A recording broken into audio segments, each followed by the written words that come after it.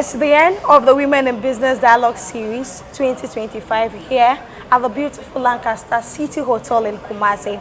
I am here with the lead sponsor of this year's series. She will be introducing herself, her company, why they came on board, and her experience of this year's series. You're very much welcome.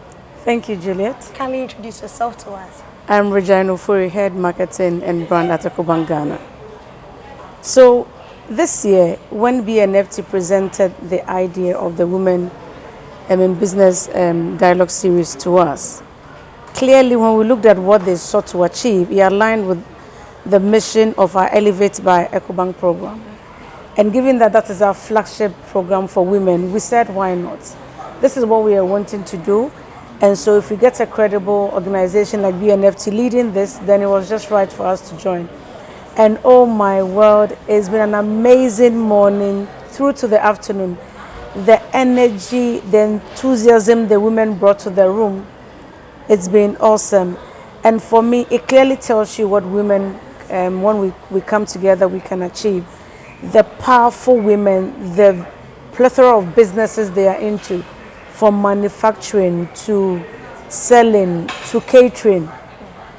All the amazing things that we saw this morning through to the afternoon, really for me, it's the excitement I wanted to see. And I'm happy that Elevate had the opportunity to do this with B&FT.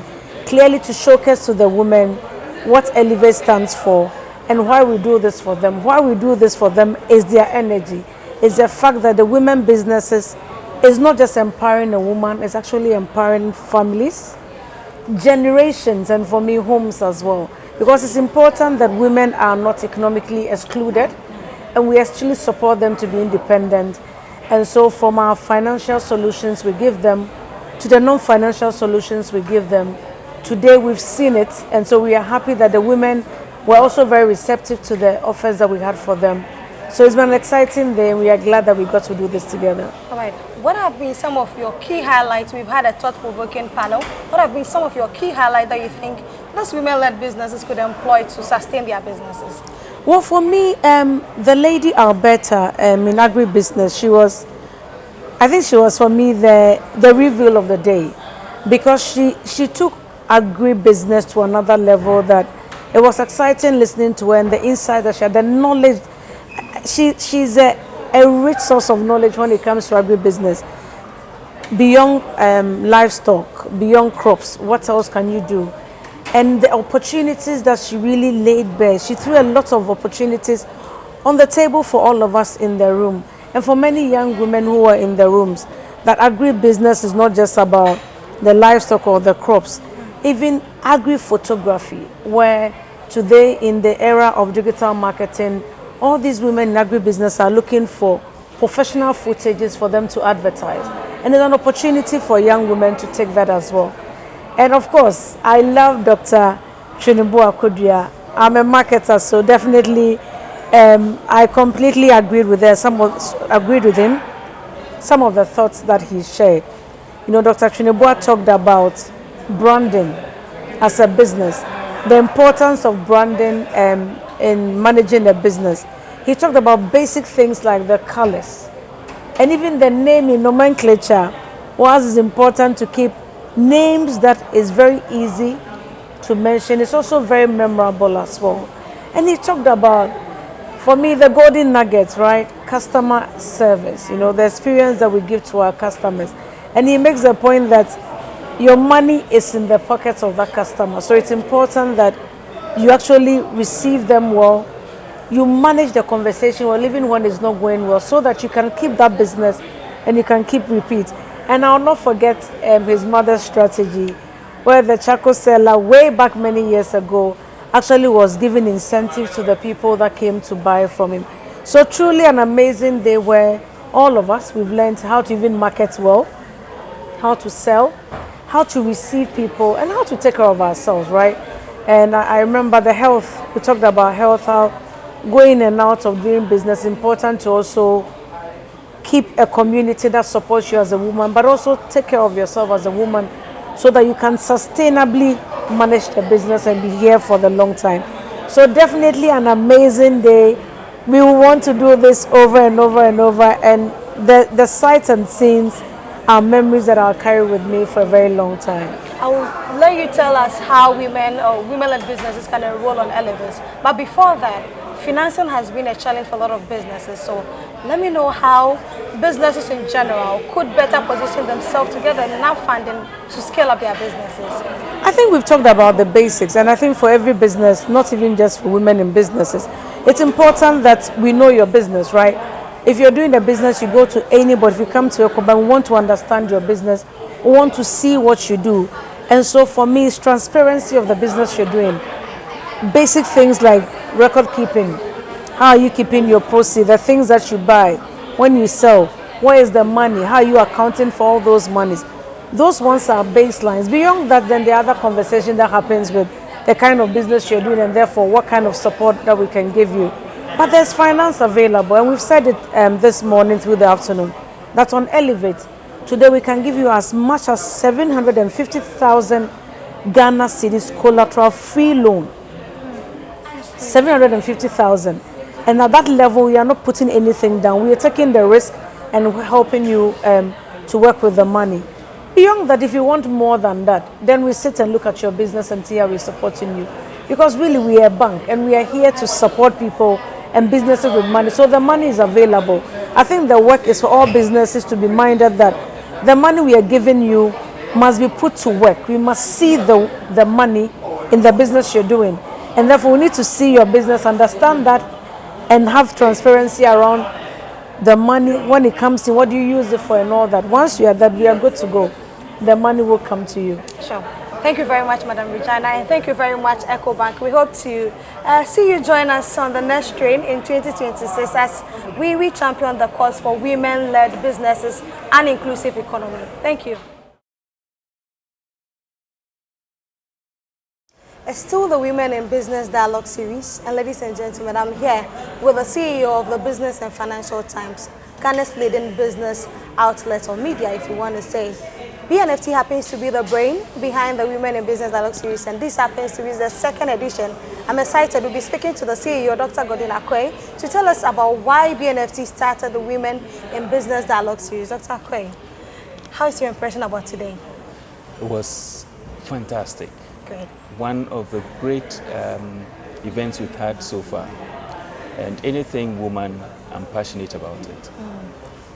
Why did B&FT start the Women in Business Dialogue series? So, first and foremost, you must realize that our chairperson is a woman. She, I would say, is a trailblazer, and she's done so well with the brand. And myself, I have been training women. When I finished school, I had to teach, and I taught the girl child. And I saw the potential in a girl child. So coming into the corporate world is something that I've been looking out for, to ensure that we have some platforms available for the girl child or for females or for the women, to ensure that they are not marginalized in any way. So this event came in time and was good. This is the second in the series. And indeed, it has been a wonderful event, especially coming to the Garden City to organize this event. It was overwhelming.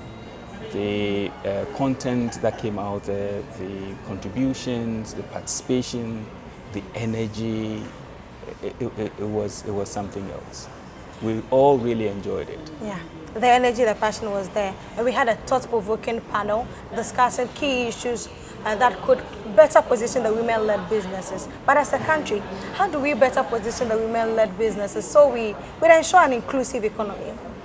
Right, so you'd realize that we keep on complaining that women should be given the opportunity, you know, at the workplace and all that.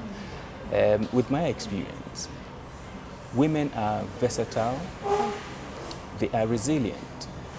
When times are difficult and rough, it is a woman who is able to control things, emotions here and there. So it will be good as a country to ensure that we support our women to come to the level where they'll be at the managerial level. Now we are doing well with the, girl child school and all that. But when it comes to the top, that is where we are lacking. Statistics will tell you that about 25% of women are on boards. The Ghana Stock Exchange companies who are listed in the Ghana Stock Exchange, they are just 25% on the boards. There are some peculiar characteristics of women managers, which I think if we are able to get them there, we will benefit as companies and the economy as well. So what should companies be doing to push their women up there? It should be deliberate.